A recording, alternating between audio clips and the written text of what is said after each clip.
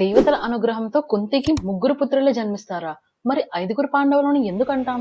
ఋషి కిందముడు ఇచ్చిన శాపం వల్ల పాండురాజు తన వైఫ్ కుంతి అండ్ మాద్రితో కలిసి హస్తినాపురాన్ని వదిలేసి వనవాసానికి వెళ్ళిపోతారు. ఎంతో మంది దేవతలకు క్షమాపణలు కోరుతాడు. చాలా ఇయర్స్ అయినా కూడా ఎలాంటి యూజ్ ఉండదు.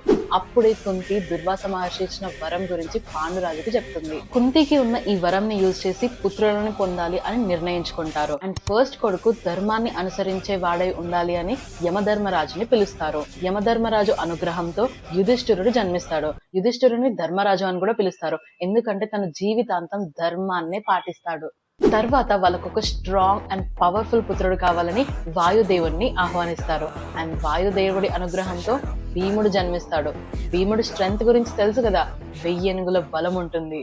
అండ్ నెక్స్ట్ జన్మించింది గాంధీవధారి అర్జునుడు. అర్జునుడు సాక్షాత్తు ఇంద్రదేవుడి అనుగ్రహంతో జన్మిస్తాడు.